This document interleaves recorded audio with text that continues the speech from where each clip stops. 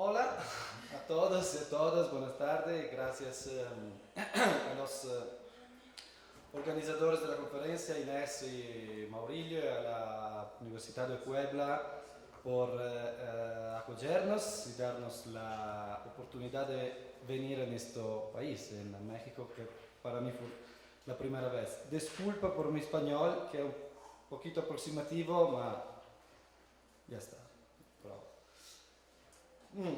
Hoy hablo de la producción logística de la ciudad en la revolución industrial. Es el caso de Londra en el siglo XIX, en una ponencia dividida en 6 sesiones. La primera es más teórica, la segunda es un poquito general y le 4 más soy más focalizada, concentrada, ¿no?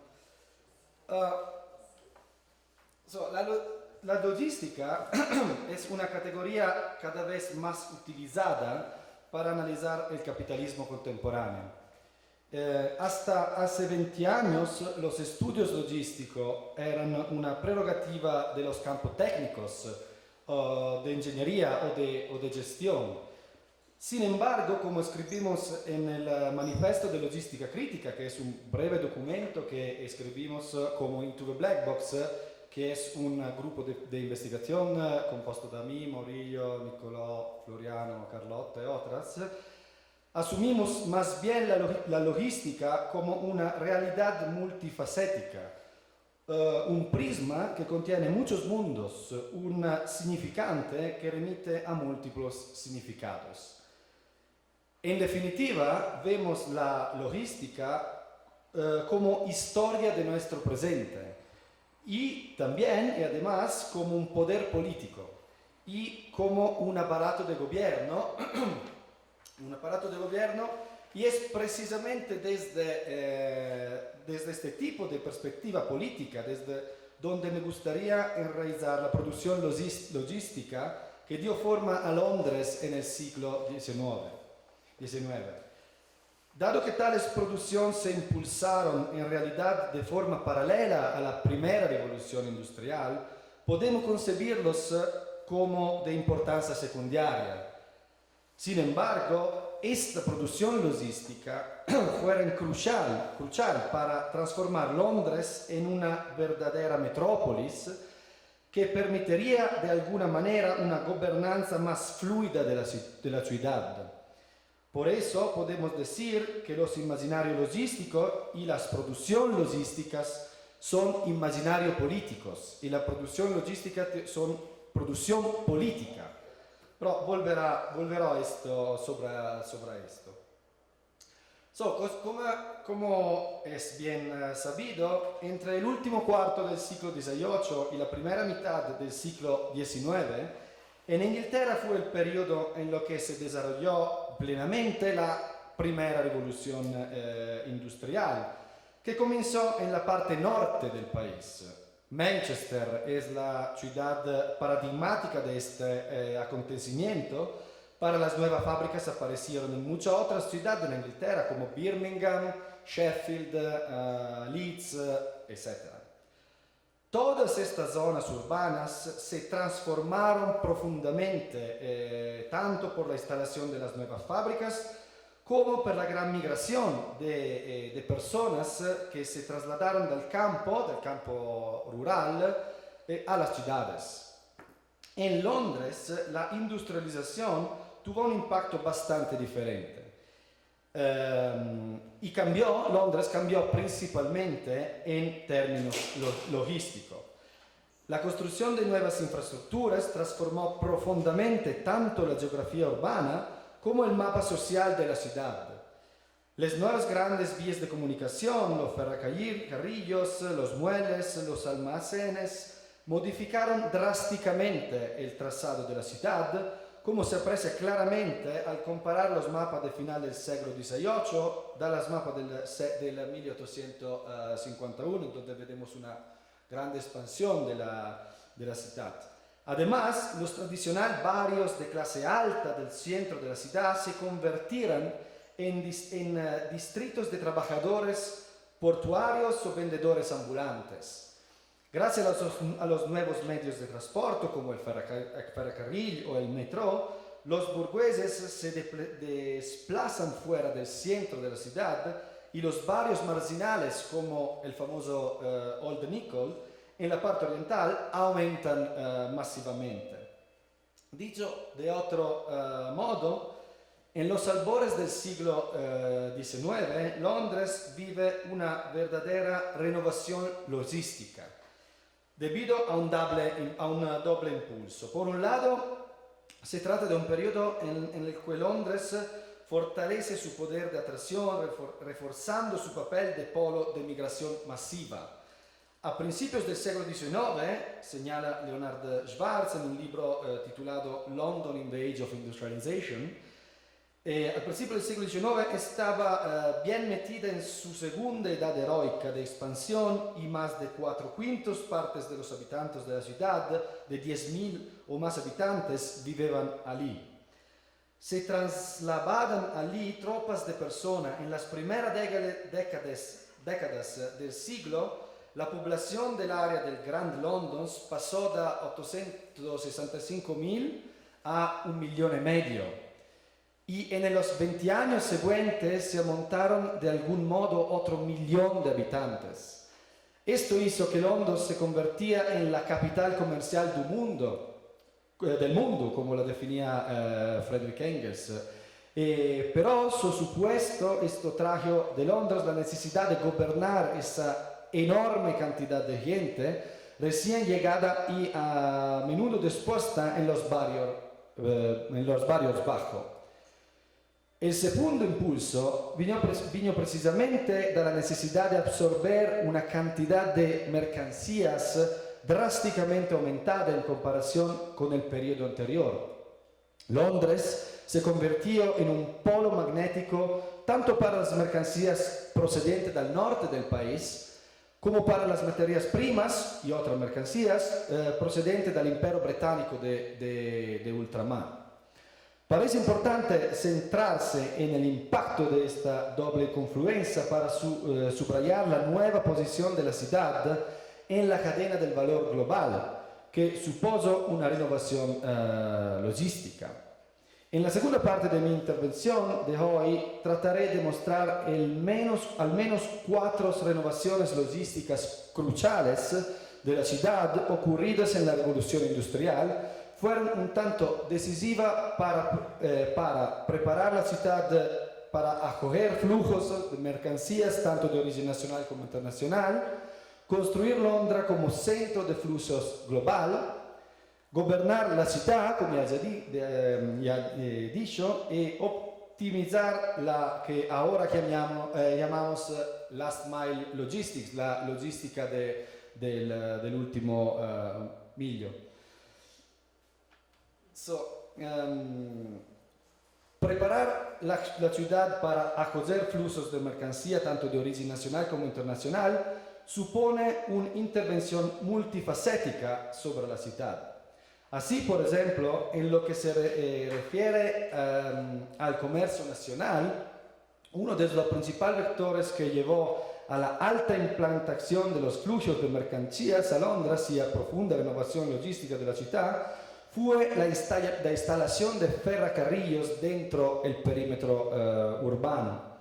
En pocos años, después de 1837, se abrieron la estación ferroviaria de Euston, Victoria, Waterloo y Paddington, además de las London Bridge y Greenwich, inauguradas en el 1824.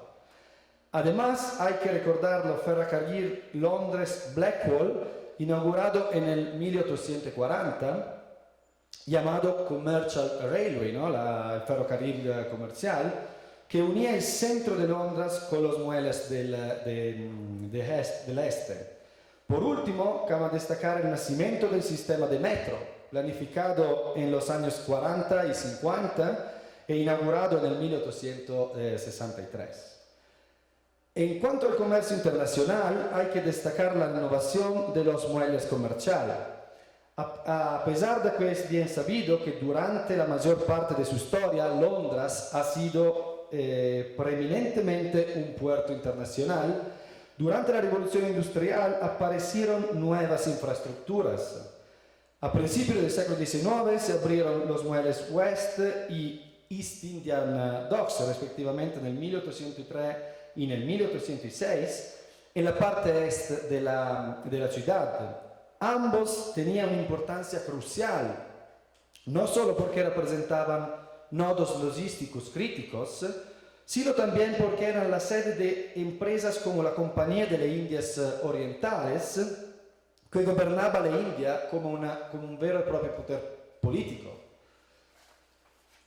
Además, para enlazar la ciudad de Londres con el polo logístico situado al este, las vías de comunicación mejoraron.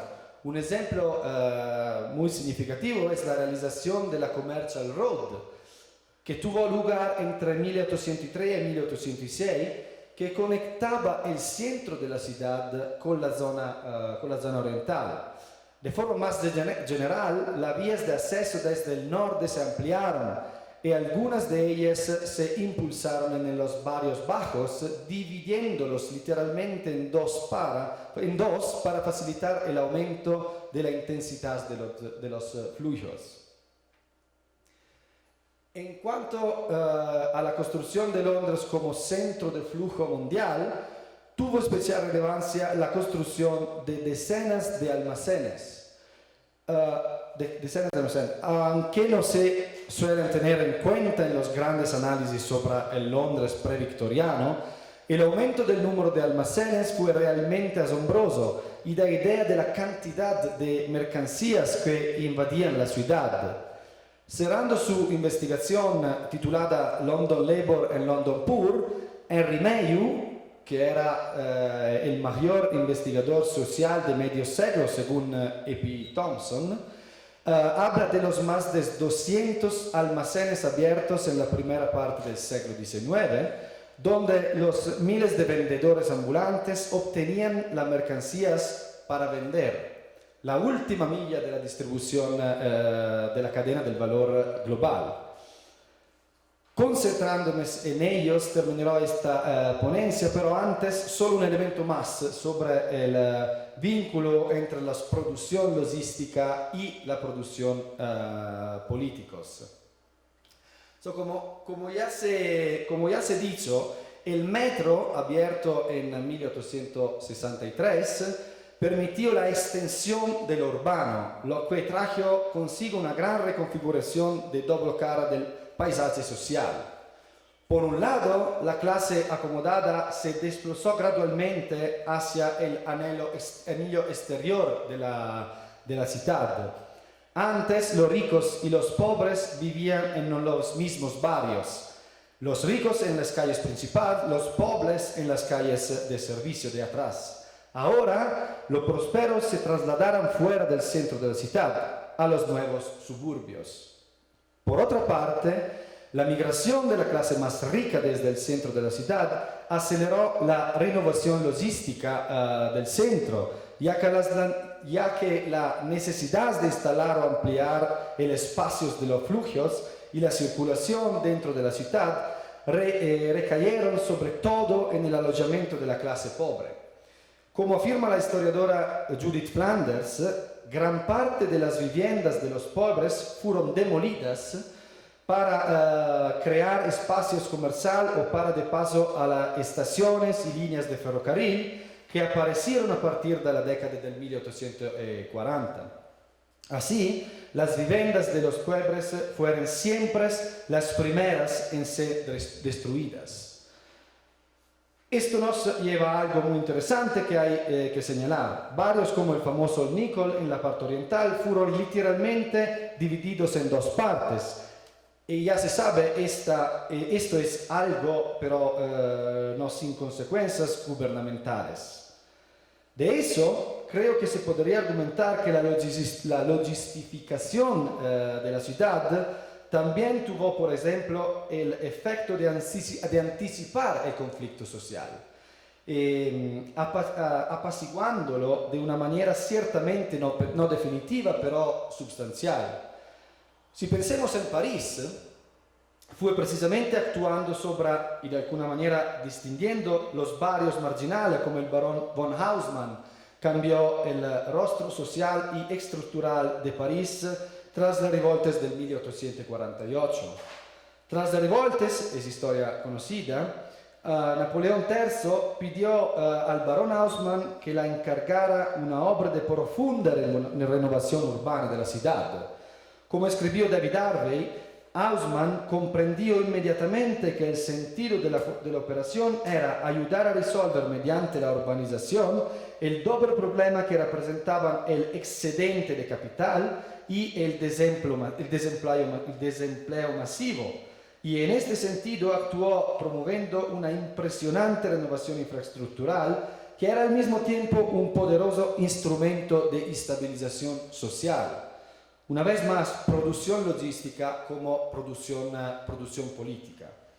Podemos afirmar que Londres evitó tal situación de revueltas gracias a los obras logísticos de principio de siglo que la salvaron de las revueltas del 1848, que efectivamente no se produjeron en Londres. Entonces, producción logística por aniquilar el conflicto, producción logística para aniquilar el conflicto social. Sobre los imaginarios logísticos me gustaría cerrar esta ponencia con una especie de ¿qué? Ah, ok. 5 minutos. Ok. De paralelismo, ¿no? Un poco antinatural, pero creo que pertinente y apropiado. En general, la industrialización de los siglos XVIII y XIX en Inglaterra dio lugar al nacimiento de la clase obrera. Los textos de Engels, Hobsbawm o Thomson describen magistralmente este acontecimiento. Pero, como se ha escrito anteriormente, en Londres la situación era un poco diferente. De eso, además de ese análisis de Thompson, en Londres podríamos centrarnos en la formación de un proletariado logístico, que junto con los trabajadores de la fábrica formaba la mayor parte del proletariado urbano y en su conjunto. El proletariado logístico estaba compuesto por dos importantes categorías de trabajadores no cualificadas, normalmente fuera de las estadísticas oficiales, como los vendedores ambulantes, magistralmente representados por la investigación de Harry Mayhew, y los porteros. Al principio del siglo XIX, los vendedores ambulantes representaban la última milla de la distribución, de alguna manera como los actuales jinetes de Deliveroo o de Rappi, ¿no? Que trabajan para hacer coincidir la oferta y la demanda. En otras palabras, los buhoneros y los vendedores ambulantes eran los intermediarios introducidos para la conveniencia de reunir el productor y el consumador, el vendedor y el comprador de productos básicos. La última figura laboral que me gustaría presentar brevemente es la de los portaderos. Los portaderos de la ciudad, como los actuales portaderos de Amazon, de DHL o de Mercado Libre, eran de diferentes tipos y categorías, pero para todos ellos los siglos XVII y XVIII representaron el apogeo. Esto se debió sobre todo al mayor volumen de mercancías que entraban y salían del puerto de Londres y a la gama de nuevos artículos surgidos entre mediados del siglo XVI y principio del siglo XIX. Lo que hizo que los City Porters se convirtieran en un importante gremio de la ciudad. Su fortuna y poder, sin embargo, cambiaron una vez que se abrieron los nuevos muelles de las Indias orientales. En efecto, aunque seguían siendo una profesión definida por la ciudad de Londres, con el establecimiento de los nuevos muelles de las grandes compañías logísticas como la East India Company y la West India Company, los portaderos se enfrentaron a una forma de precarización.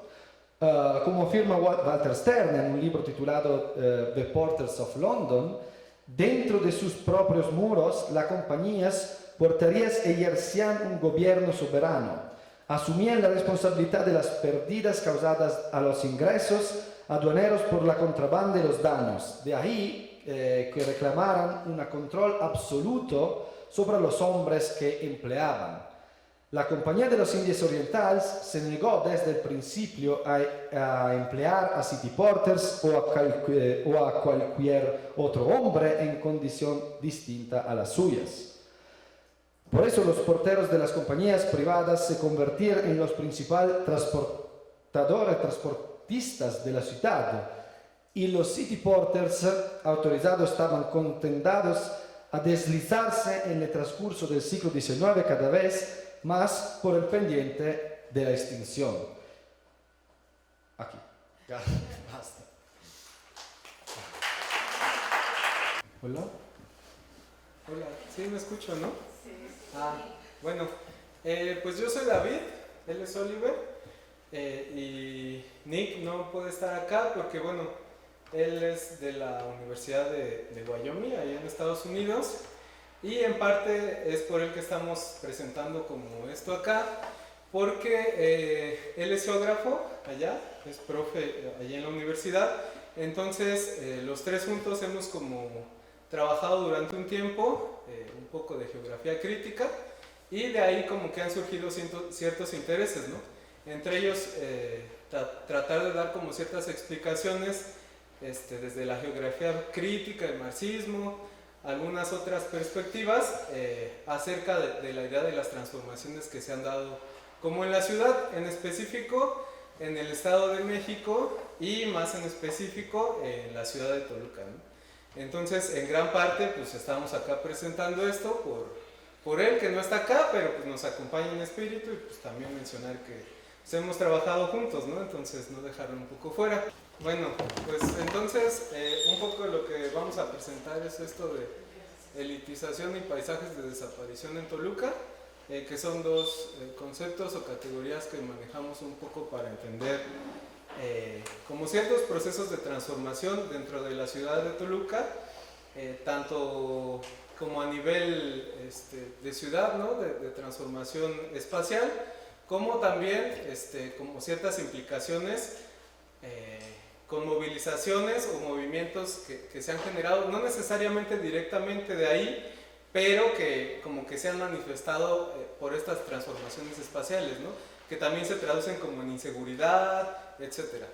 Entonces un poco la idea de elitización la pensamos como un proceso que como que implica todo lo que está ahí, no necesariamente es una definición como ya programada de lo que sería la elitización, sino más bien lo pensamos como esa idea de interconexiones de esos procesos locales con la reconfiguración de la megalópolis en su conjunto, que la megalópolis sería esta idea de la Ciudad de México y su extensión, ¿no? Que es Estado de México, Hidalgo, Morelos, incluso Querétaro, ¿no? Entonces, esto entendido como la región centro, y bueno, desde ahí hay un impulso para construir cierta forma neoliberal de ciudad que implica como ciertas dinámicas, ¿no? Y esas ciertas dinámicas generan un despliegue del capital sobre el territorio, ¿no? Y este despliegue se manifiesta de varias formas, ¿no? Como infraestructura de comunicaciones, que en este caso para la ciudad de Toluca y alrededores, sobre todo se manifiesta en autopistas, ¿no? Está la construcción del tren interurbano México-Toluca que está siendo construido desde el 2014 y todavía no puede terminarse. Como una hiperurbanización alrededor de la ciudad que se ha generado, patrimonialización con vistas a la turistificación de la ciudad, sobre todo del centro, que en este caso, bueno, no sé si algunos o todos conocen la ciudad de Toluca, hay compas que vienen de allá, pero es una ciudad como netamente industrial, por decirlo de alguna forma, ¿no? Como que esta idea del turismo, entendido como el turismo desde el capital, no existe, sino que está como en ciernes y hay ciertas modificaciones en el espacio, sobre todo en el centro de Toluca, que tienen como esas miras, ¿no? O ese horizonte. Y bueno, además de eso, pues centros comerciales, ¿no? Como en todos lados, y pues esta idea del aumento de la tarifa del transporte, que a partir de ahí se generaron ciertas movilizaciones que en algún momento fueron, por decirlo de alguna forma, para la ciudad de Toluca muy exitosas, y bueno, luego pues se perdieron un poco. Entonces, lo que queremos ver con esta idea de elitización y luego pasar a la de paisajes de desaparición, es que bueno, hay dentro de ese espacio imaginario, pensado desde Lefebvre, implica pues primero un despliegue que no tiene como cierta capacidad de soporte en el espacio o en el contexto o en las relaciones sociales donde se ubica, ¿no? Y entonces eso también es como cierta consecuencia de la agudización del capital inmobiliario, que implica como una desigualdad y por lo tanto una violencia estructural que podemos observar como en la ciudad, ¿no? Y cómo se van generando ciertos centros y las periferias o marginación que va quedando como alrededor. Y bueno, a partir de eso como que, le pico aquí, ¿verdad? Como que hicimos una serie de fotos como entre un antes y un después, que pareciera que solo es como un cambio estético, pero también implica como una transformación y ruptura en lo que es la ciudad y como esas tradiciones o lo que venía siendo, ¿no? Por ejemplo, este es lo que le conocían como la Puerta Tolotzin, que es la de la derecha, que la Puerta Tolotzin era un reloj de sol que tenía que ver con el dios Tolo. Toluca significa donde está el dios Tolo, y tenía como cierto arraigo y tradición de la cultura indígena, ¿no? Y de la ciudad o de los pueblos ahí originarios, sobre todo matlacincas y tlahuicas. Y bueno, del lado izquierdo están las Torres Bicentenario. Ya no existe Puerta Tolotzin, ya existe las Torres Bicentenario, que bueno, se derrumbaron las primeras para construir estas sobre esos cimientos, y bueno, eso fue para el bicentenario de la independencia y el centenario de la Revolución Mexicana, ¿no?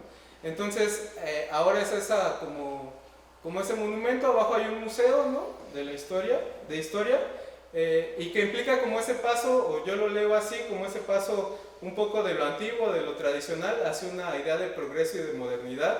Esta puerta o estas torres están justo a la entrada de la ciudad, si uno viene de Ciudad de México o si viene de Querétaro, de Atlacomulco. Entonces prácticamente es lo primero que se ve y como que denota esa idea de qué sería Toluca o qué quisiera hacer Toluca a partir de cómo posicionar un espacio imaginario, sobre todo desde arriba, ¿no? Eso tiene que ver como desde las élites políticas o desde ese proyecto político que se materializa en el espacio. Y, me confundo, perdón, son los nervios. Este es el Teatro Morelos, que se podría decir que es el teatro más importante de la ciudad de Toluca. Está en el mero centro. La parte derecha es la parte como la fachada principal.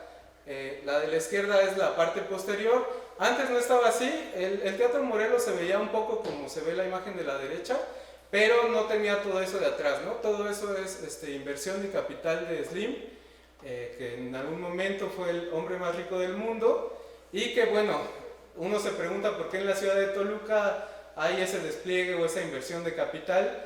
En ese momento, en aquellos años se planeaba, y yo creo que ahora pues no se dice, pero se sigue pensando, hacer como de Toluca la capital del turismo y de la cultura, ¿no? Entonces las inversiones impactaban ahí, y pues se puede ver cómo se materializan.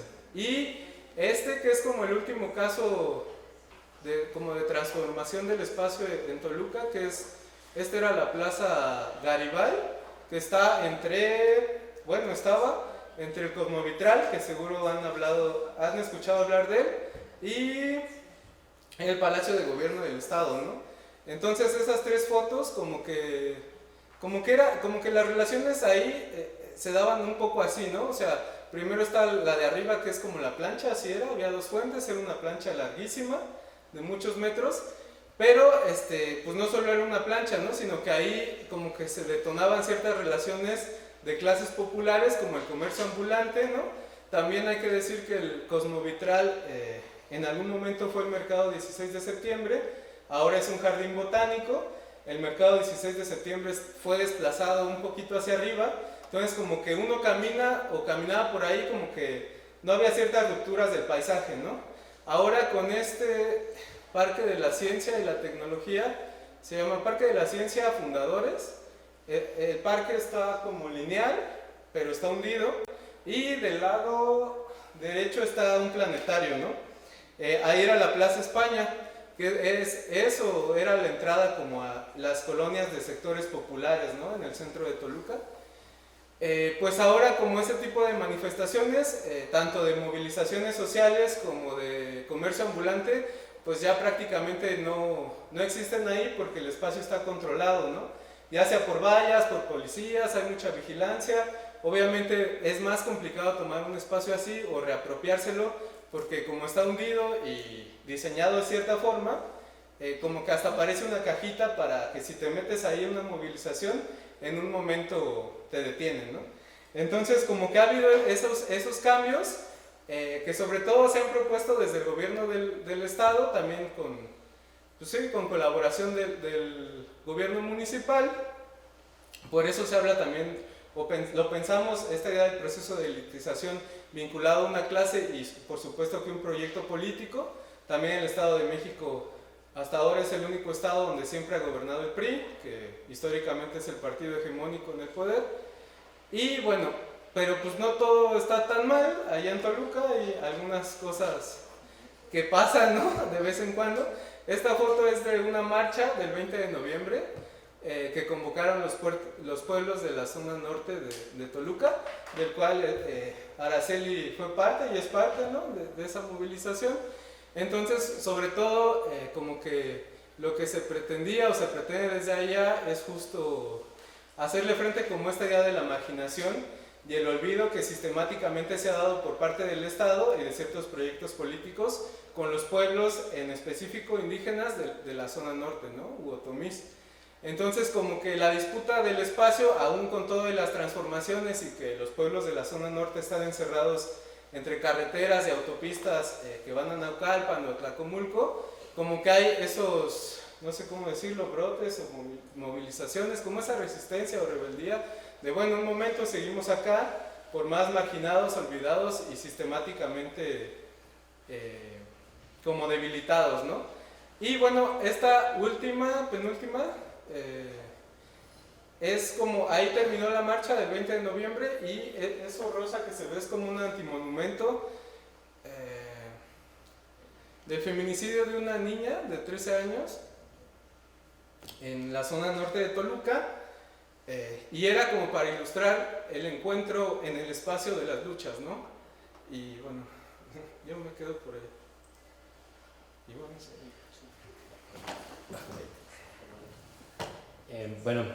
Voy a continuar y bueno, sí, agradecer de nuevo, aprovechar para agradecer pues la invitación, ¿no? Gracias Blanca por considerarnos y pues por abrir espacio para este diálogo y las condiciones que tenemos.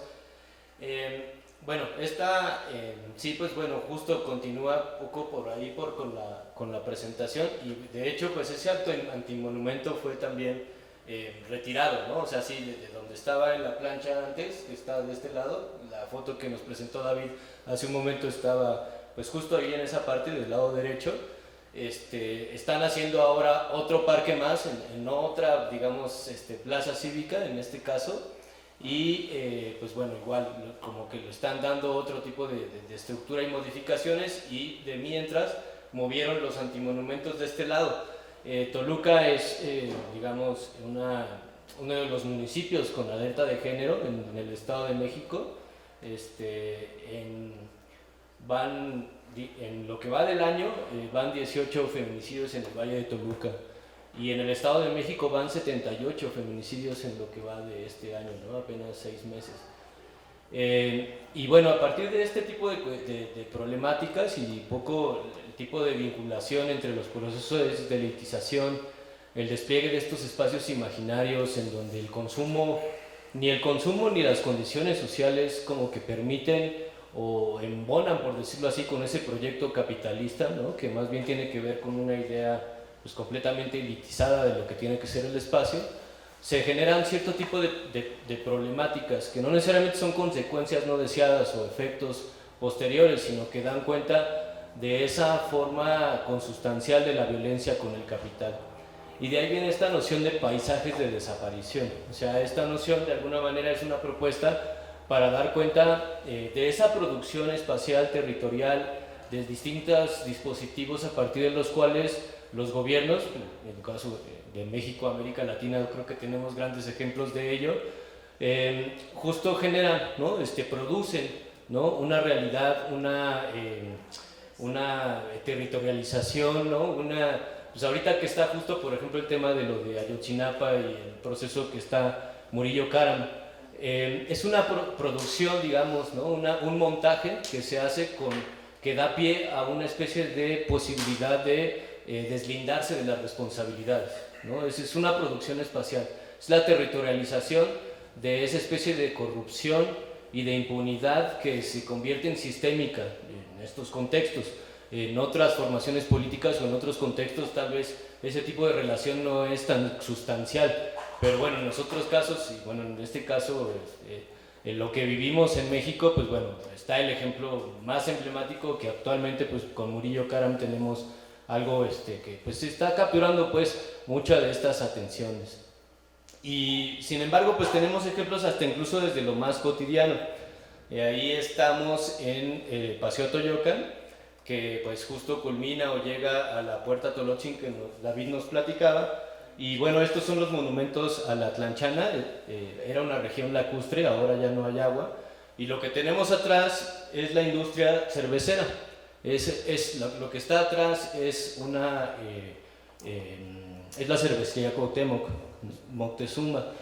Y de hecho hay fallas geológicas y ya hay grietas, es decir, lo que se vive del socavón o lo que dio lugar a la toma de Bonafont acá en Puebla, por acá por Zacatlán, por Cholula, sobre ese tema, pues bueno, allá se está dando y en un territorio urbanizado donde las viviendas populares, pues incluso ya resulta problemático, resulta peligroso vivir ahí.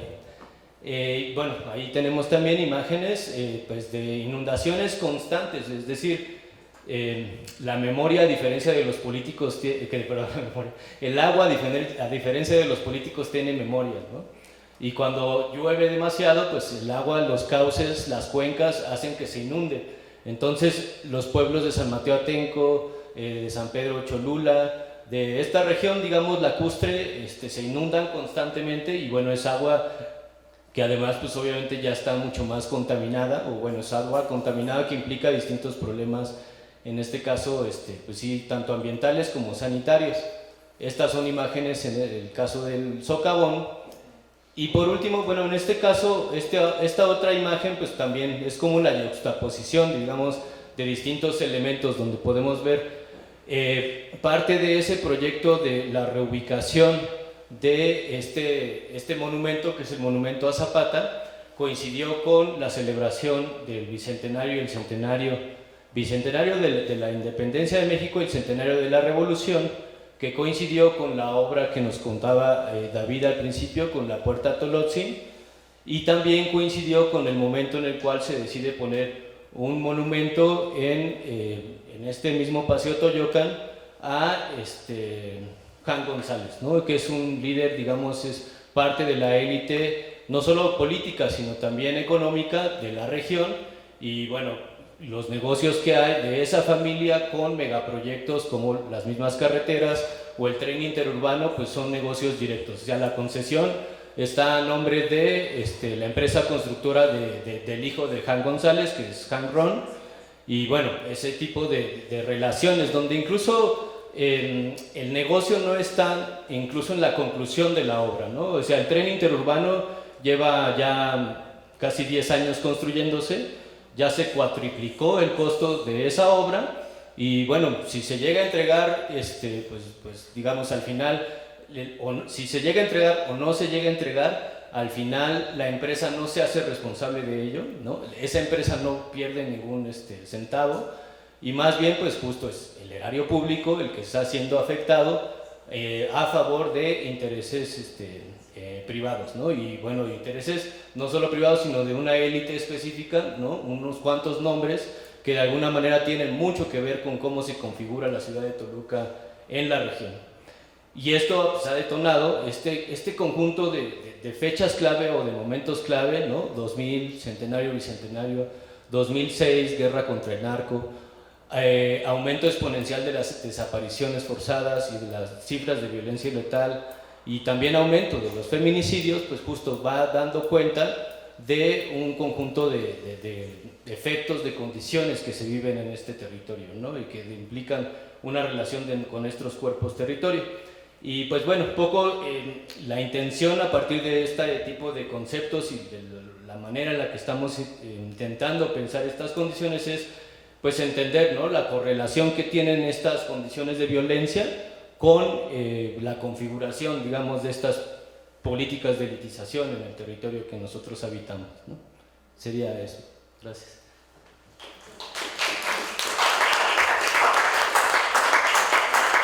Aquí ya es un poquito más, más puntual con el mapita de dónde se ubica Coyoacán, y justo el título, procesos de elitización, patrimonialización y turistificación desde la perspectiva de la producción del espacio, de Henri Lefebvre, para poder explicar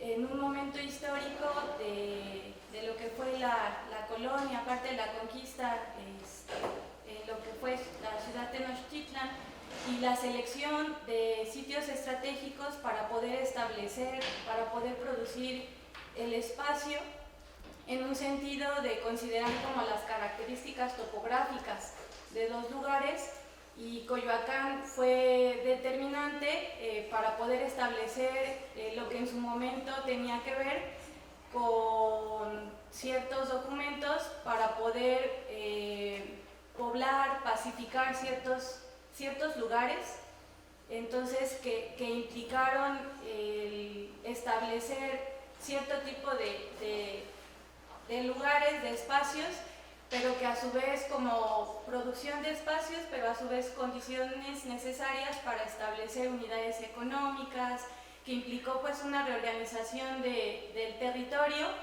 y en su momento se clasificaba como República de Españoles y República de Indios, ¿no?, siendo como la expresión material de la producción del espacio, en donde la República de Indios queda supeditada a la República de los Españoles, y justo en Coyoacán establecen una República de Españoles que le denominan Villa Coyoacán, ¿no?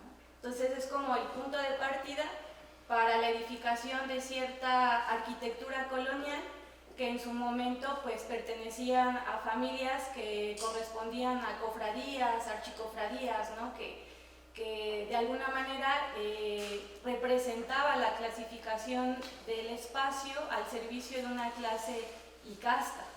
Entonces, en correspondencia a la ubicación de puntos que permitían la acumulación en el establecimiento de ciertas haciendas, como pequeños talleres también textiles que comenzaban a desarrollarse en esos lugares, pero que también implicó la erradicación de sitios sagrados para la población que vivía en las repúblicas de indios, y que fue totalmente destruida. Coyoacán tiene una característica importante en el número de capillas, en el número de parroquias, porque en ese lugar, además de catedrales, también desarrollaron un sistema de visitas que fue con el establecimiento de ciertas capillas para poder evangelizar, acaparar como más territorio para poder evangelizar a la población que vivía en ese sitio,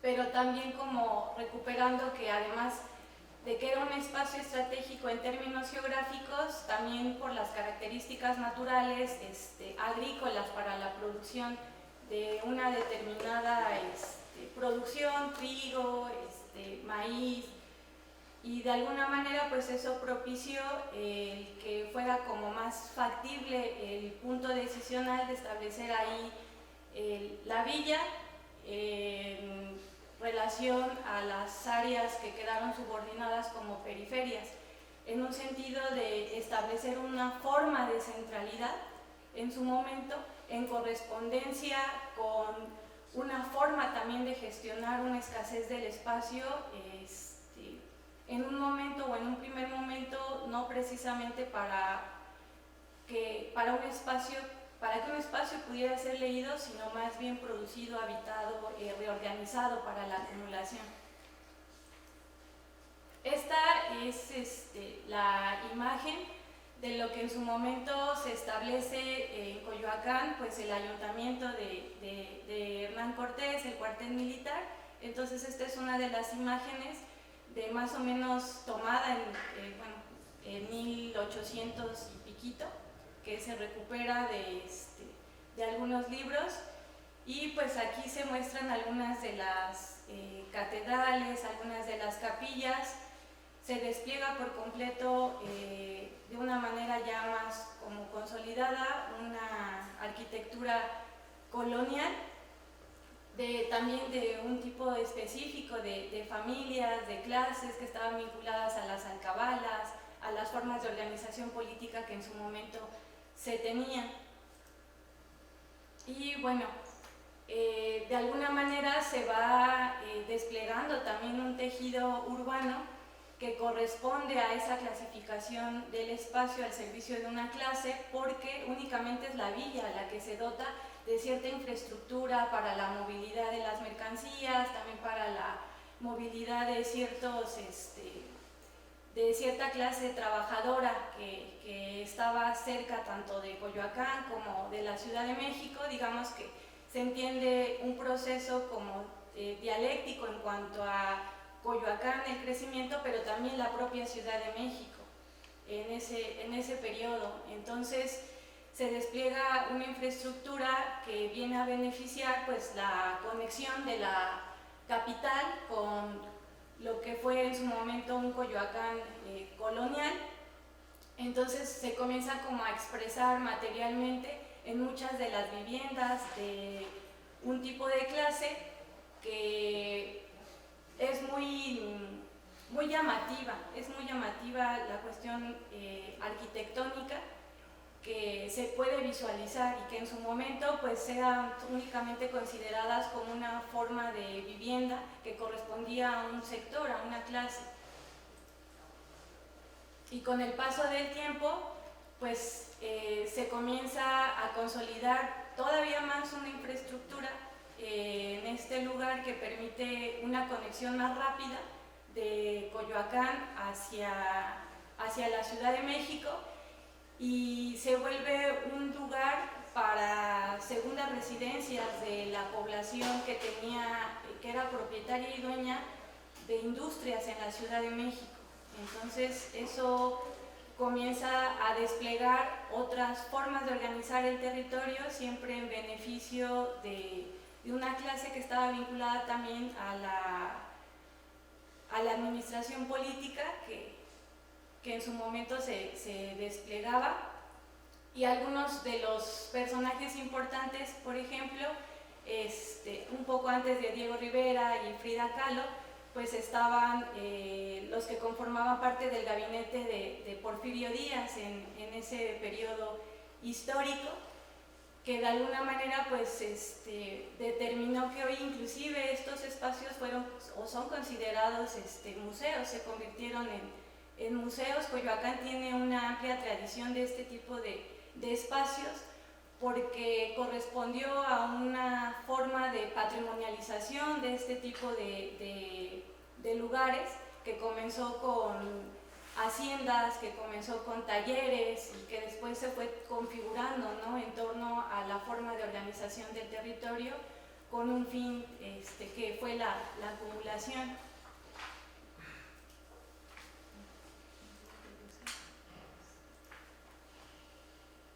Y bueno, en el mismo, de manera simultánea que se comenzaban a desarrollar procesos en relación a una forma de centralidad que permitió, toda esta arquitectura colonial permitió tener ciertas denominaciones en cuanto al patrimonio edificado de Coyoacán, que le permitió establecer una forma de centralidad para poder tener como un marcaje muy profundo con las áreas periféricas.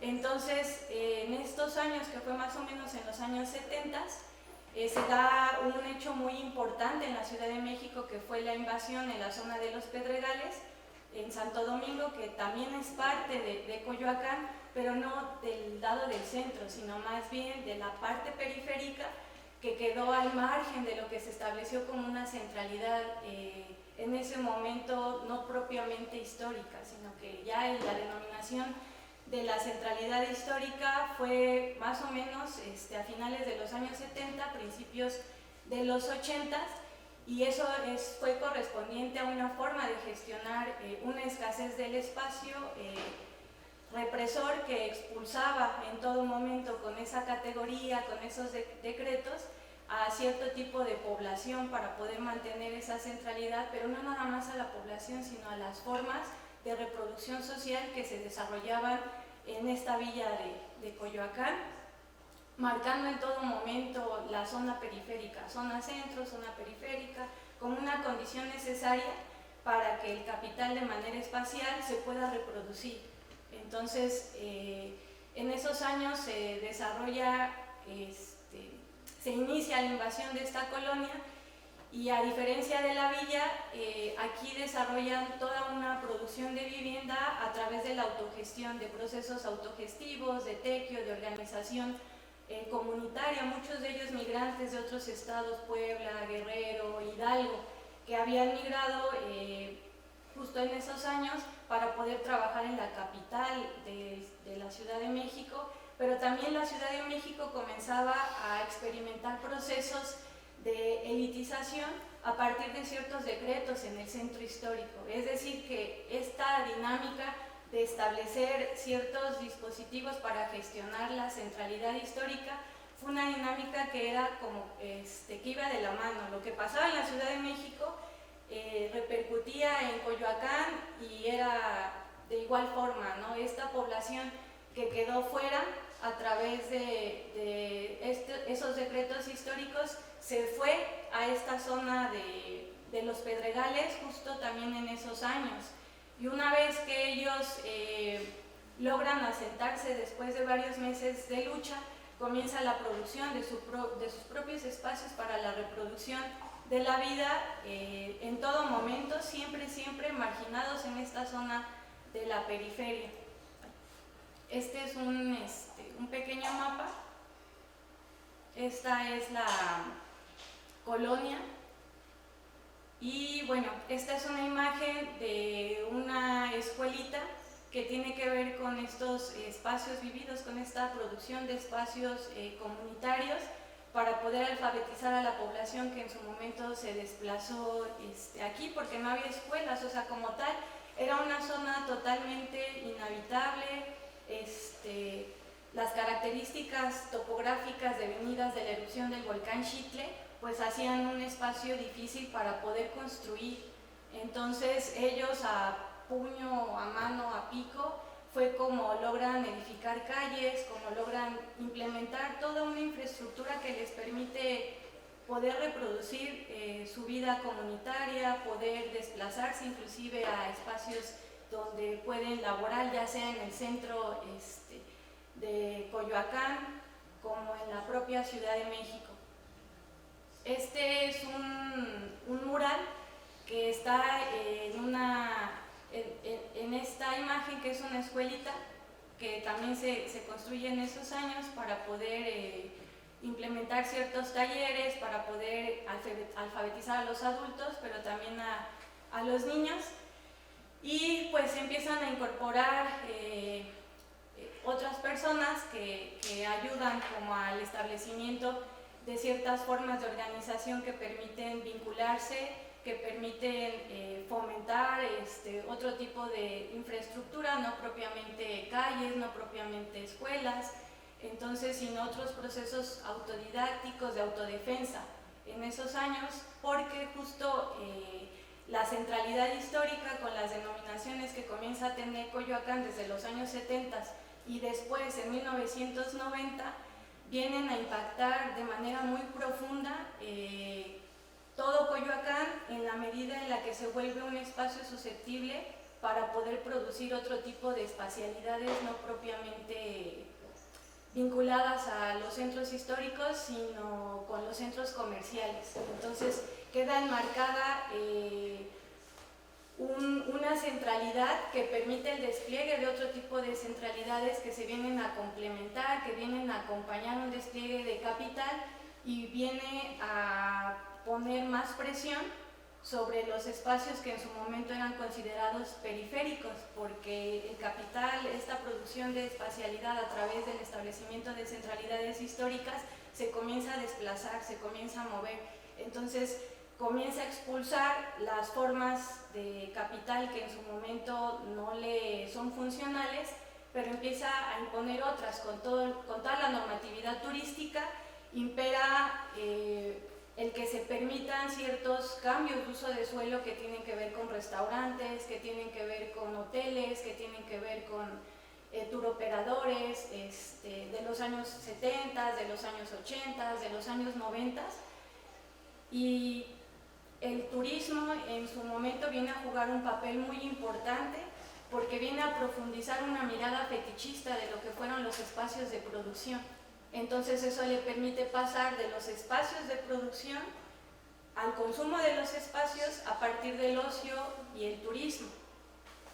No se había pensado a la centralidad propiamente de la villa de Coyoacán para ser leída en ese sentido y aprovechada a partir de la cosificación del patrimonio, ¿no? Y de cierto tipo de patrimonio que denominan de cierta manera a través de formas políticas del capital, con todo el despliegue de las políticas patrimonialistas, con el despliegue de políticas de desarrollo urbano que permiten una reorganización que viene a complementar y a profundizar estos espacios que a la vez pues son represivos y en todo momento se expresan en la expulsión, en la segregación, en un cercamiento muy marcado hacia las zonas periféricas y que con el paso del tiempo comienzan a absorber lo que en su momento fue una zona periférica, pues ya no lo es tanto, que se vuelve susceptible para poder colocar, para poder penetrar en estos lugares a través de otras formas de capital, a través de otras formas de producir el espacio, como establecimientos comerciales que vienen a tener mayor apertura con el Tratado de Libre Comercio, inclusive de capital transnacional. Entonces, la zona que era considerada periférica ya no lo es, pero en todo momento, cada que se renuevan las formas de centralidad histórica, también conllevan estigmatizaciones de estas zonas para poder depreciar ciertos terrenos y que las inmobiliarias los puedan adquirir a muy bajos precios y que venden a altos costos, ¿no? Y que implica que dejen sin agua a la comunidad que con mucho trabajo les costó implementar, ¿no? A través de la infraestructura que colocaron a partir de la propia autogestión. Y se comienza a ver una transformación radical, completa, de las formas de organización comunal, en la parte periférica y en la parte del centro, otro tipo de despliegue de negocios que son permisibles, que únicamente permite la normatividad turística, y aquellos que no corresponden pues son expulsados, inclusive de los que fueron fundadores, ¿no? de ese devenir histórico, de esas familias acomodadas en cierto momento, ¿no? También son expulsadas cuando ya no son parte de esos aliados del capital en la producción de los espacios. Esta es una imagen de una panadería muy famosa que se encuentra en el centro de Coyoacán, que fue comprada por una empresa, por una franquicia que se llama Lecaros, que es como una empresa, una panadería muy famosa de este tipo de franquicias, que aunque se encuentra el inmueble, pues ya cambió completamente todo lo que, las formas en las que venden, es una transformación completa. Y pues la parte de sus plazas que tiene son ocupadas por otro tipo de subjetividades, ¿no? En esa búsqueda de alternativas para poder subsistir, que tiene que ver en su momento con ciertas expresiones culturales a través de ciertas producción de artesanías. Entonces, con la denominación de los centros históricos de los años 80 y 90, pues este tipo de espacialidades que también se desarrollan y conviven de manera sincrónica, pues también son desplazadas y vistas como una amenaza hacia el patrimonio edificado, ¿no? Hacia este tipo de patrimonio colonial, con otro tipo de políticas que vienen a complementar o a mantener la escasez que se ha venido detonando. Entonces, siempre en disputa este tipo de espacios que no permiten estas formas de trabajo y en todo momento desplazados, en todo momento también violentados. Estas son las imágenes de comerciantes que se encontraban en dos de las plazas más importantes, una de ellas se llama Centenario, otra Hidalgo, en los que se desarrollaba, pues como se ven en estas imágenes, pues son tianguis de fin de semana, y a través de ciertas políticas de mejoramiento de la imagen urbana, pues ya no les permiten el acceso, ¿no? Cercan toda la parte del centro y son expulsados, muchos de ellos venidos de la zona de los Pedregales, de la zona periférica. Y esta es una imagen de la zona de los Pedregales, algo que fue un hecho muy importante, que evidenció cómo las inmobiliarias pues ven ya a estos espacios producidos, a estos espacios vividos como mercancía para poder desplegar ciertos proyectos inmobiliarios a toda costa, ¿no? A pesar de ciertas formas, de ciertas resistencias. Y esta es una de las fotografías de uno de los plantones que se desarrolló en el 2017-2018 para poder visibilizar esos procesos y luchas practicadas en la ciudad en relación a la producción de espacios capitalistas y los espacios de representación, esos espacios vividos de las zonas que son consideradas bajo esa tipificación de periferias. Y pues creo que sería todo. Muchas gracias. Bueno, pues gracias por sus ponencias. Parecería que dentro de varios estudios de caso se podría pensar que lo que propone, por ejemplo, Manuel Castells en cuanto a la creación o la tendencia globalizada de la creación de una ciudad dual parecería observarse, ¿no? en muchos de los casos. Y esta tendencia que propone Henri Lefebvre de la urbanización total del espacio también, ¿no? La mercantilización del espacio, la reconfiguración urbana, la mercantilización del paisaje, parece que es presente, ¿no? Parece que es son procesos ubicuos, ¿no? que se siguen confirmando. La pregunta que yo haría, tomando en cuenta que hablan de elitización, que es parte de este proceso o de esta dialéctica, ¿no? Entre el espacio concebido y el espacio percibido y vivido, o el espacio de los flujos y el espacio de los lugares, pensando en Castells, dentro de sus estudios de caso, una categoría que también podría integrarse es la de gentrificación, ¿no? Pensando que surge analizando el caso de Londres específicamente, ¿no? En una clase social desplaza a las demás.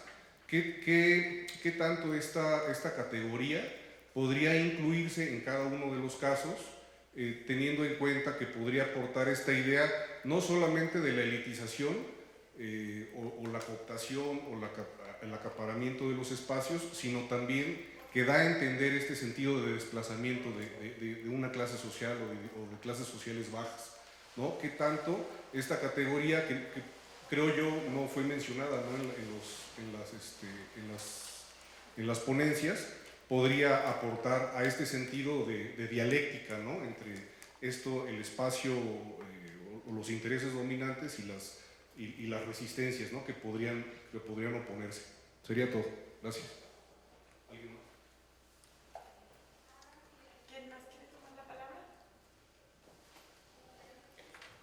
Y solo algunos comentarios, porque no Y sí, me parece que las 4 ponencias más o menos nos enseñaron cómo, en general, cuando hablamos de ciudad, no hablamos como de una entidad, sino hablamos de un proceso que no tiene término, un proceso que sigue. Entonces, ¿no? Y fue interesante, ¿no? Una mirada sobre lo que estaba antes de la ciudad, ¿no? Ver cómo la ciudad puede ser un proceso de colonización, pero ver también cómo esto se va desarrollando, ¿no? Con el tiempo. Y en eso me parece que el asunto del turismo es un asunto, ¿no? Como decir, compartido entre casi, ¿no? Los 3 casos que se presentaron de México, ¿no? Me parece que también la idea del parque ecológico es una idea, ¿no? De mercantilización de un espacio para no los que están allá, sino por los que pueden llegar como a hacer una experiencia, vamos a decir, del espacio. Y también, ¿no? Cuando hablamos de Coyoacán, hablamos de un barrio que es un barrio, ¿no? Ahorita especialmente como un barrio, ¿no? De atractivo turístico, y Toluca, ¿sí, no? Explicaron un poquito esta idea. Y me parece, ¿no? Que el turismo es como una estrategia general que toca también Europa en particular, ¿no? Por ejemplo, y todo el asunto de las plataformas turísticas, cómo están impactando en las ciudades europeas, en términos de vivienda, en términos de trabajo, de cambio de la composición social y así. Y también, ¿no? Me parece que hay como puntos de contactos con algunas cosas que dijo esta mañana Paulino. Me da pena que no está acá porque me gustaría seguir discutiendo, porque, por ejemplo, él habló de el asunto del encuentro. Y, por ejemplo, el caso de estudio de Cecilia me parece que nos enseña que hay diferentes maneras, ¿no? De encuentro también con la naturaleza.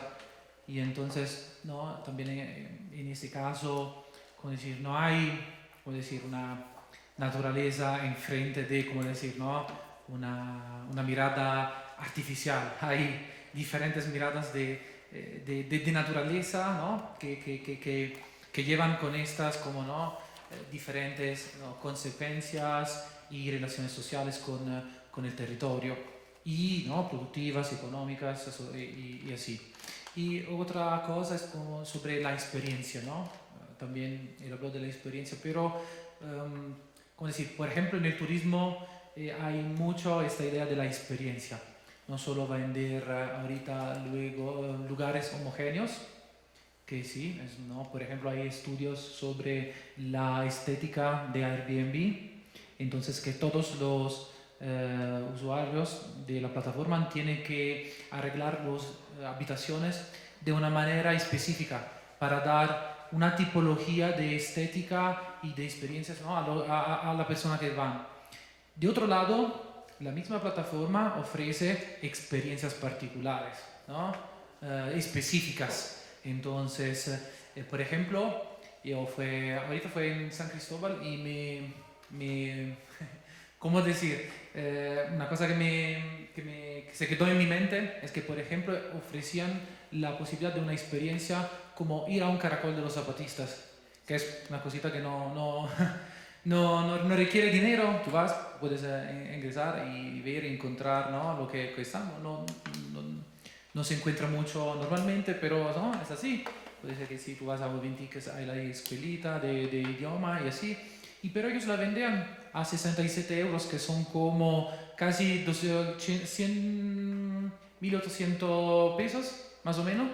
Entonces eso ¿no? Fue un shock, pero también como, por ejemplo, en Italia ofrecen muchas experiencias, ¿no? de cocina, preparar pasta juntos, ¿no? Entonces, esta idea de la experiencia, ¿no? A lo mismo tiempo sea como, ¿no? Una tendencia a la homogeneidad, también de algunos procesos, y por otro lado, la búsqueda de lo específico, del particular. Entonces, ¿no? Eso también se construye. Entonces, no sé, por ejemplo, Coyoacán, ¿no? Se construye su personal identidad de lugar, ¿no? Con todo,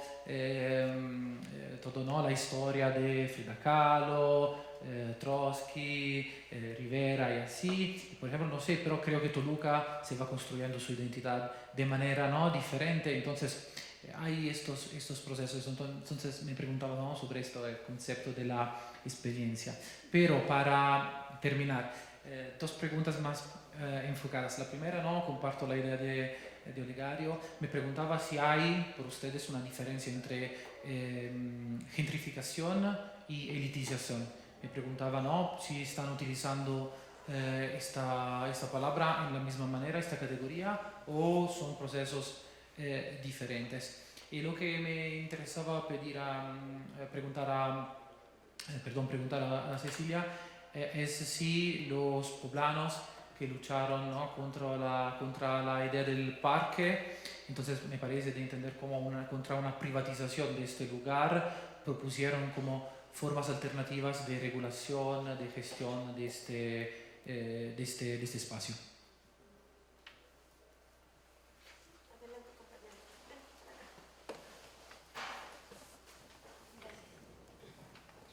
Buenas tardes a todas, a todos. Referente a las ponencias, a los estudios de caso, quisiera preguntar primero a Cecilia.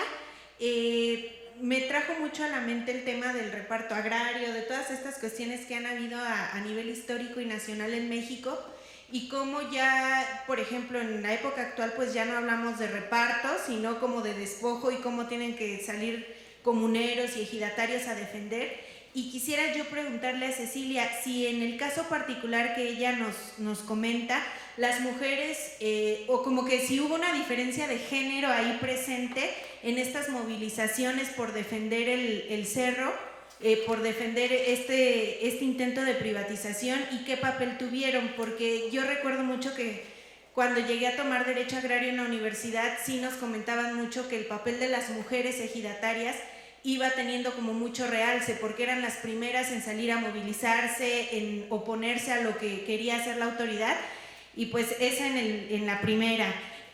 También el estudio de caso que nos comentaban Oliver y David, yo quisiera preguntarles si en el caso específico de Toluca también se pueden notar diferencias o una especie, pensaba yo cuando los escuchaba, de elitización de cómo se resiste ante el poder, porque en el caso de Ciudad de México y en el caso de Puebla yo he observado que sí hay diferencias, ¿no? Dentro de los grupos feministas hay algunas feministas que se adecuan más a lo que dice el Estado, como que todavía como se cooptan más, pero hay otras que de plano no quieren dialogar con el Estado y de plano no, como que cortan la comunicación.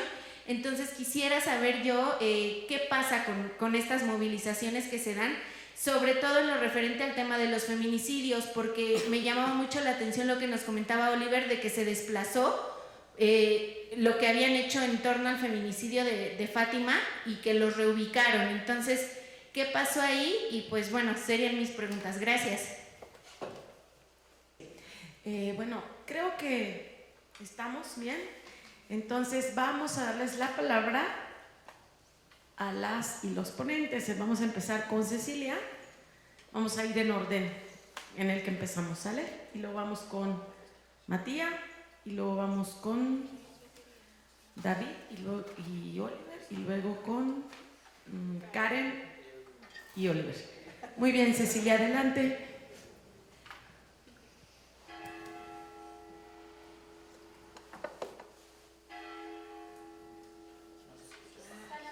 The 1838 revolts literally cut off the popular district, the popular quarter, and in order to avoid new revolt, which actually did not happen because we know about the Paris Commune 20 years later.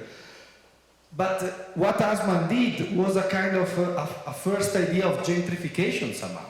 But cutting off the popular district made the labor classes push out somehow the labor classes to the city center in that case. So I think that we can say that logistification of the city is a vector to the elitization of the cities, right?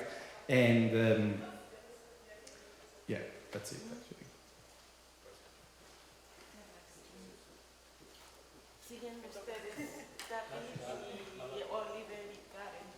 Bueno, ahora no tenía el ordenador, así que he tomado nota. Sí, pero... Claro, perdón. No, lo intento. Bueno, pues bueno, Matías ha reaccionado como a los comentarios que han ido haciendo los compañeros y ha empezado aludiendo a Blanca y esta idea que ha lanzado sobre el problema del presentismo.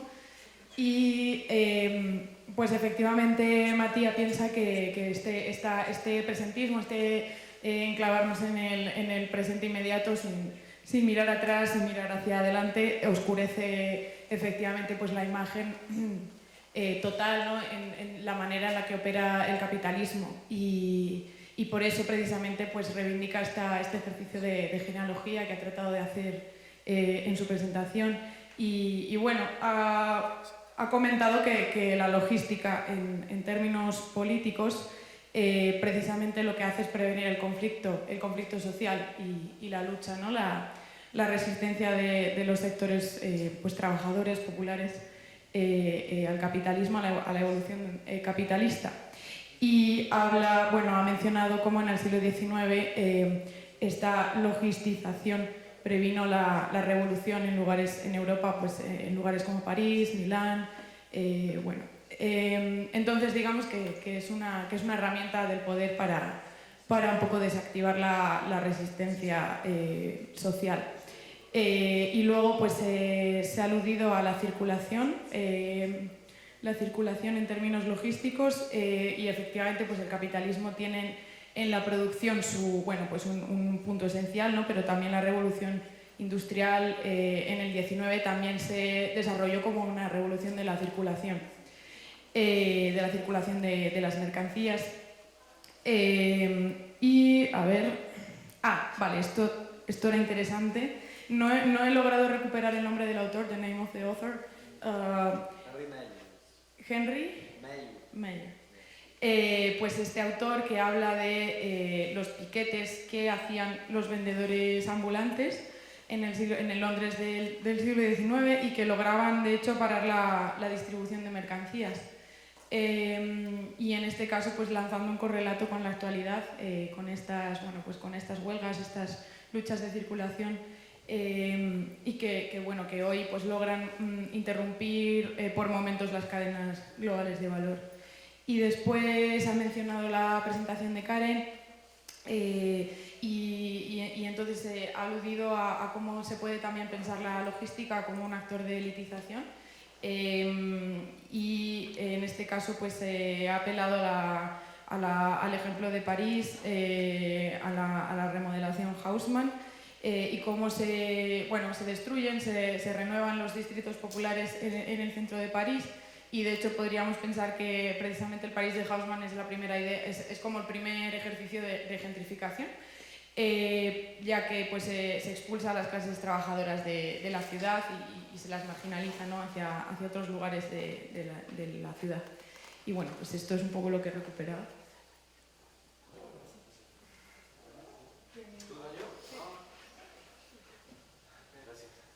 Hola. No escuché lo primero, pero voy a empezar por el final. Sobre las diferencias en cómo se resiste ante el poder desde el feminismo, pues obviamente yo no soy el sujeto más adecuado para decir eso, pero bueno, lo que he podido observar es que pues realmente no hay como un movimiento homogéneo, ¿no? Sobre todo en las marchas, o sea, tanto hay negociación con el gobierno y con los entes como estatales, como municipales, como hay compas que realmente no sostienen ningún tipo de negociación con ellos, ¿no? Y entonces como que crean sus propias formas. Incluso este año, me parece, el 8 de marzo fue la marcha que más mujeres ha juntado, ¿no? En el Valle de Toluca, pues sí, se podría decir que desde siempre, ¿no? Entonces como que en Toluca o en el Valle de Toluca tal vez el movimiento más activo y que justo más como contrapoder genera o más frente le hace al Estado y a toda esa onda, pues es el movimiento feminista, ¿no? Son las mujeres de allá.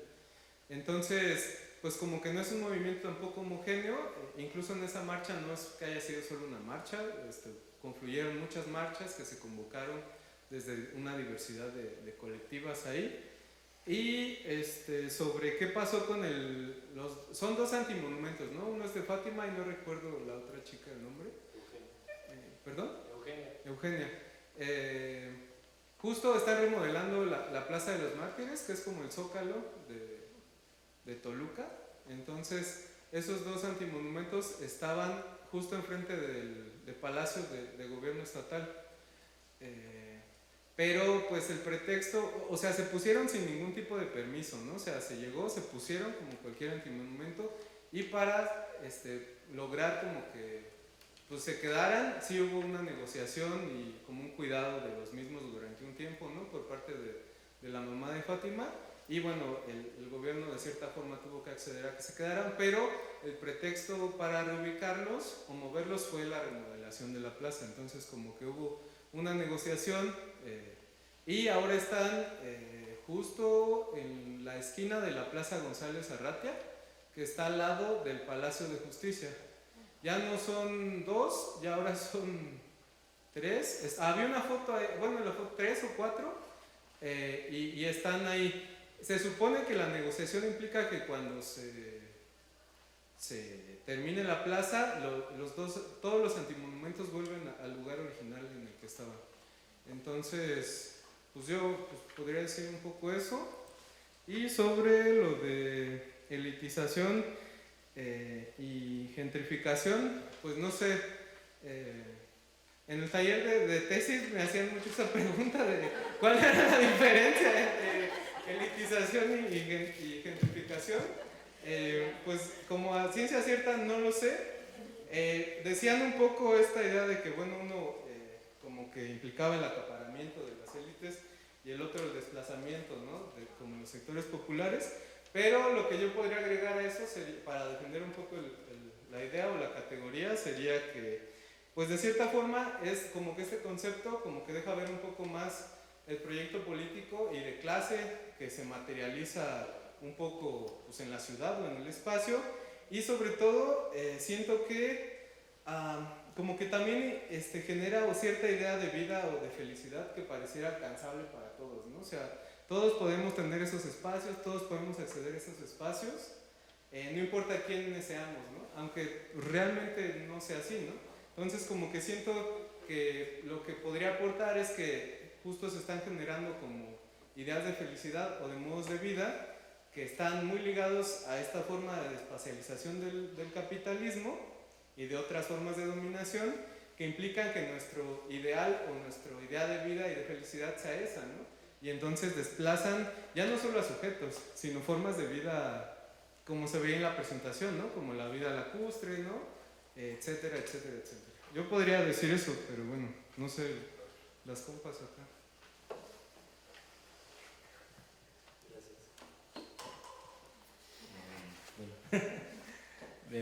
Hay varias cosas que quería comentar y pues les agradezco mucho sus preguntas, su escucha atenta y lo que han planteado. Pues nos vamos con muchas ideas, ¿no? Para seguir trabajando. Gracias.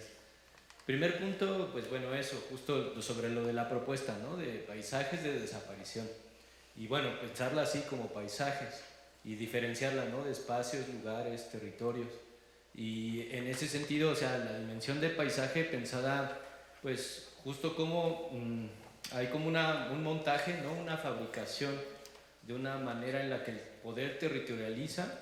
De hecho, o sea, este tipo de paisajes de desaparición están vinculados al ejercicio de poder soberano, ¿no? O sea, sí, es como bajo esa especie de lógica, dentro de esa lógica de poder específica, y por eso pues es una producción conceptual que se da pues, en este contexto de realidades, ¿no? O sea, sí, bajo esa idea, ¿no?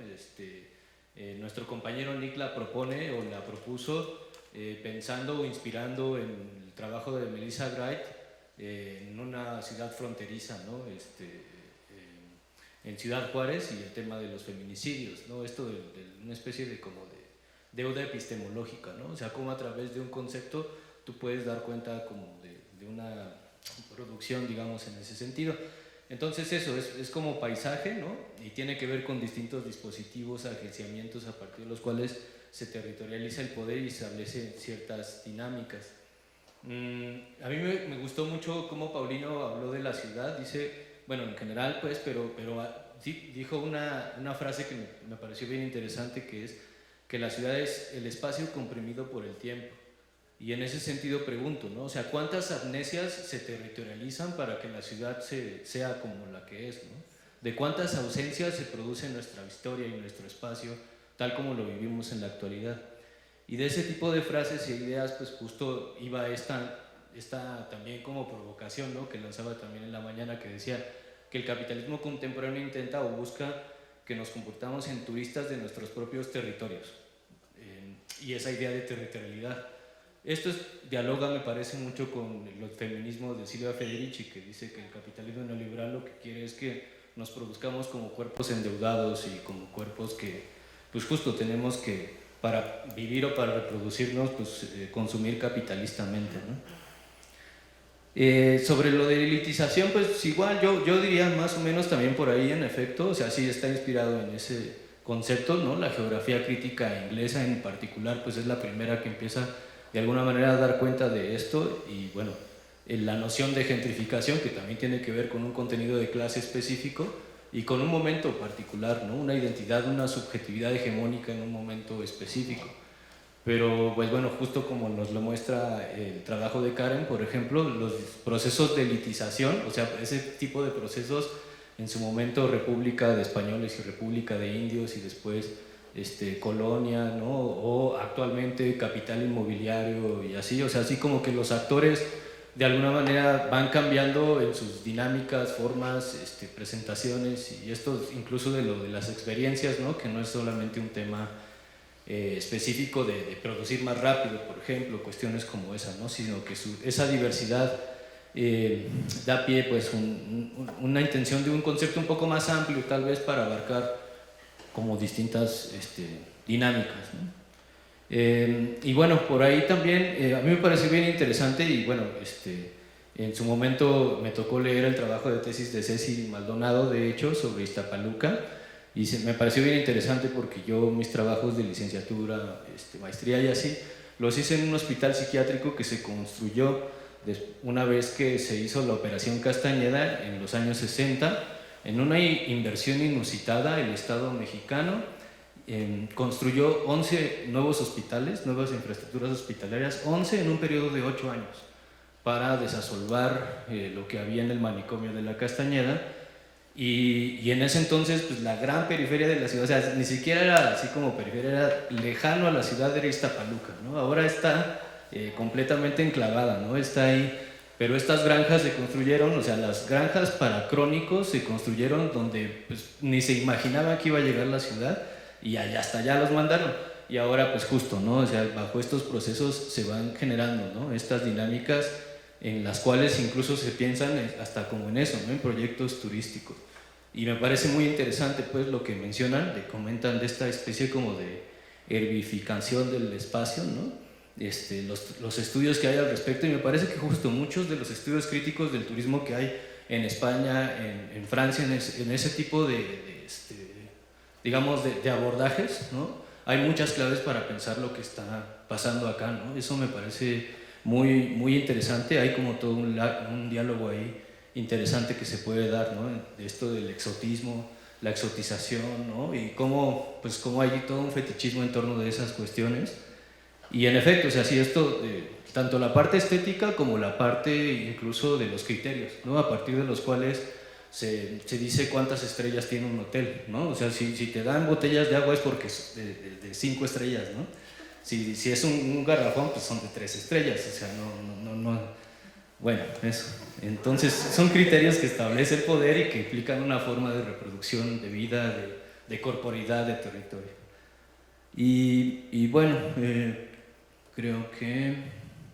Bueno, sobre lo de las diferencias, pues sí, yo diría un poco lo que ahorita está comentando David. En efecto, o sea, sí, la marcha más reciente del 8M allá en Toluca, nunca bueno, en mi memoria corta tal vez, pero nunca se había visto algo como eso. Pero sí hay una gran diversidad en el interior, pues, ¿no? O sea, sí es algo muy potente que se ve, que simbra la ciudad y que la ciudad, de hecho lo veremos en algunas fotografías que compartiremos mañana. Pues eso, o sea, eso está visible, ¿no? Se puede palpar de muchas maneras, pero bueno, también no es un sujeto completamente homogéneo, ¿no? No es una movimienta que de alguna manera tenga una raíz como sólida, por decirlo así, hacia un vector, ¿no? No digamos otros. Y pues bueno, hay muchos movimientos en la región, ¿no? De comunidades, no específicamente necesariamente de Toluca, pero del Valle de Toluca, en parte de Lerma, etcétera, etcétera, que nutren esa parte, ¿no? Pero bueno, solo eso. Pues para complementar únicamente, ¿no?, en relación a los procesos de elitización y de gentrificación, en torno a el cómo se establecen a partir de ciertos tipos de políticas urbanas, patrimoniales y turísticas, formas de centralidades muy específicas en ciertos lugares que son estratégicos, que permiten a través de ciertos polígonos reducir el territorio en torno a una temática en específica, como tiene que ver con toda la connotación de los centros históricos, que permiten recuperar, renovar y hasta cierto punto con políticas de desarrollo urbano en sus programas muy puntuales que tienen que ver con programas de desarrollo urbano, de ordenamiento territorial, de ordenamiento de otro tipo de unidades económicas, el que permitan como reducir, y en ese sentido de reducir, entender cómo se gestiona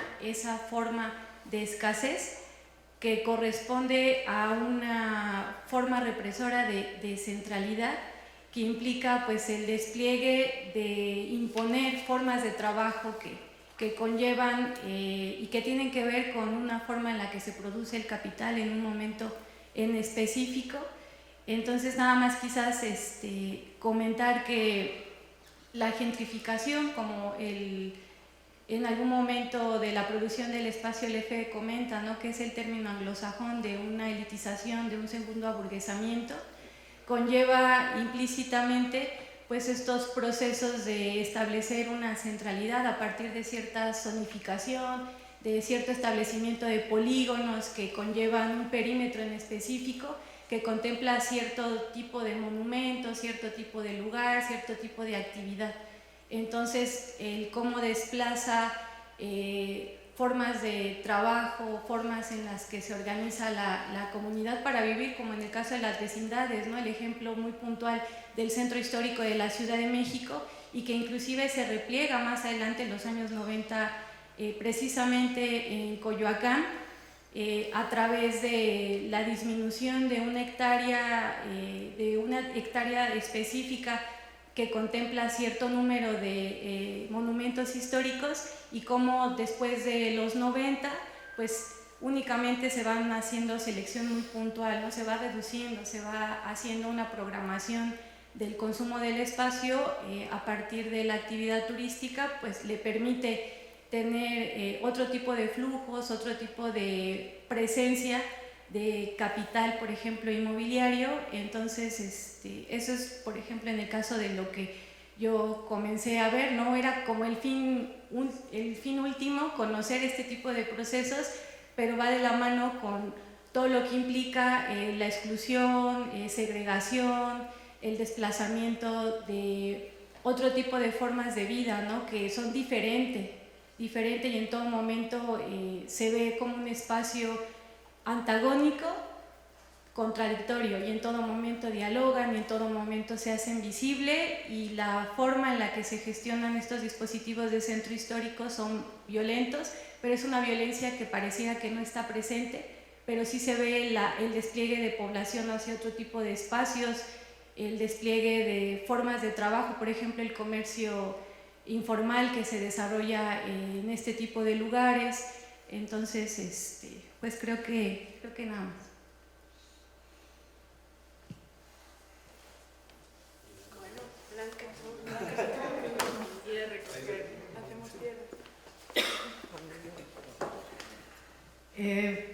Blanca ha tenido que salir un momento a una cosa urgente, pero se integra con nosotros.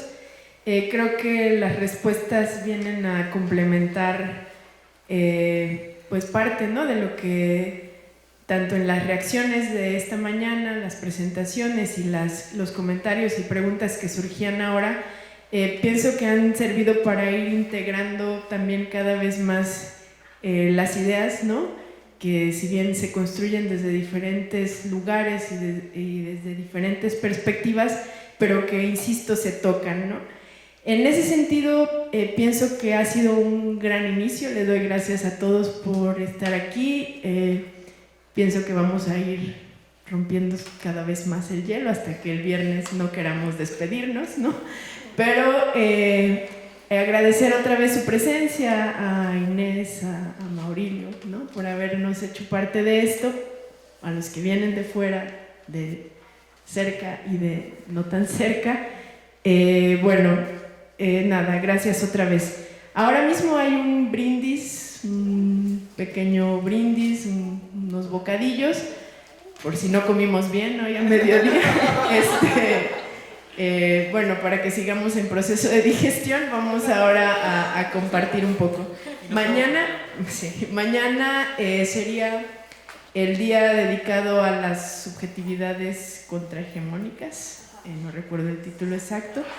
Pero empezaríamos ahora sí a las 11 de la mañana para aquellos que fueron, dice Blanca, damnificados de un error en la agenda original. No, mañana iniciamos a las 11, igual relatorias introductorias de 11 a 1. Esta vez trataremos de ser más estrictos con el tiempo, y de 1 a 2:30 la comida, y a las 2:30 regresamos.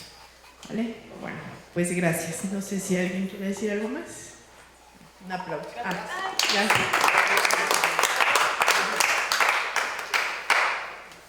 Sí, gracias. Perdón por salirme del esquema. Quisiera mencionar dos cosas que me parecen relevantes para las preguntas o los comentarios que se hicieron en relación con la categoría de gentrificación.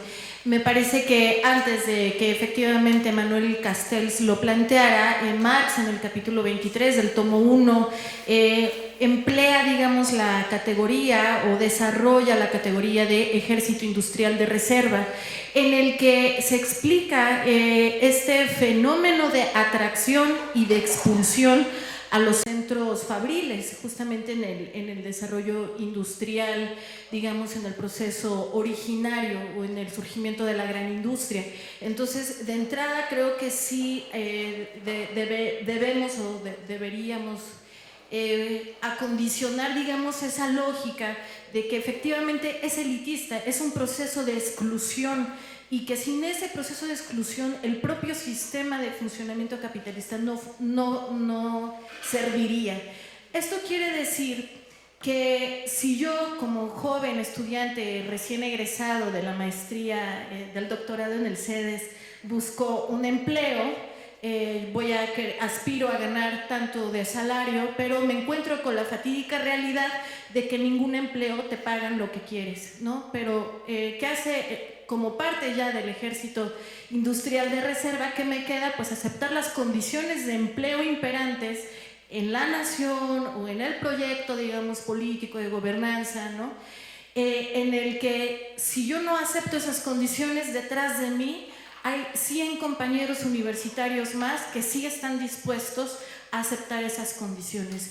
Y en eso reside, me parece, consistentemente la naturaleza elitista, clasista, de explotación, porque digamos que el sector de los estudiantes es un sector muy privilegiado de los egresados de doctorados y de maestría, pero si eso lo aplicamos a un modelo en el que hablamos de población indígena expulsada, pueblos originarios expulsados, afrodescendientes y personas, ciudadanos que no tienen acceso a la educación, las condiciones de detrimento laboral pues son todavía peores. Entonces, sí, una manera de llamarlo contemporánea me parece que es la categoría de gentrificación, pero me parece que antes de eso Marx lo situó muy bien como el ejército industrial de reserva.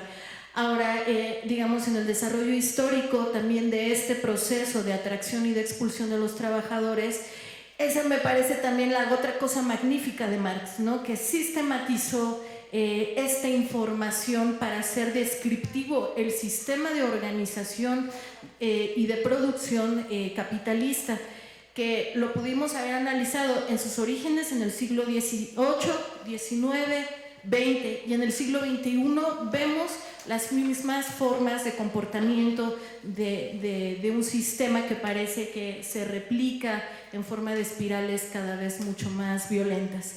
Y en relación a las formas organizativas, sí comparto la visión de que las mujeres efectivamente encabezan muchas de estas resistencias en el territorio, porque son ellas quienes están en contacto directo con las necesidades básicas de la existencia, como es el acceso al agua, la posibilidad de tener maíz en casa. Entonces, creo que nadie más que ellas, las mujeres, nosotras, con familias, sabemos de estas necesidades estructurales. Pero también lo que he visto muy recientemente de los intentos de resistencia populares en México, en nuestro país, es que tenemos el recurso de las demandas colectivas, que es un modelo de defensa territorial y de defensa comunitaria que todavía no ha sido tan desarrollado en nuestro país, pero que en lugares como en Estados Unidos, de alguna manera, por ejemplo, la defensa contra los grandes bancos o las corporaciones ha sido muy efectivo. Entonces, yo creo que estamos en un escenario que apenas nos está mostrando una posibilidad, un recurso de defensa, y que ya se logró, por ejemplo, detener la siembra de maíz transgénico en el país, que es una demanda contra Monsanto, es una demanda internacional que evita que en este país se siembre maíz transgénico, maíz modificado. Otra demanda colectiva ha sido la victoria contra Walmart en Puebla, aquí en una colonia popular, La Margarita, y en Oaxaca, por ejemplo. En Atenco, que es uno de los territorios que también se citó, hubo una defensa colectiva contra también Walmart. Entonces sí es posible la resistencia y la organización comunitaria a través de formas colectivas. Gracias, Gaby. Sí, Gaby va a participar mañana, ¿sí? Entonces, bueno, creo que no nos hemos presentado, es algo que decía Blanca. Se han integrado Andrea e Isis, ¿cierto? Sí. Bueno, Gaby Dulce, entiendo Graciela, Oliver, Karen, Edith, Araceli, Inés, David, Maurilio, Floriano, Matías, Nicoló, Derli y Olegario, ¿no? Bueno, yo soy Ada, otra vez. Entonces, nada, ¿no? Mañana espero que tengamos un día también muy fructífero. Y nada, ¿no? Pues nada, bonita tarde y noche a todos. Gracias.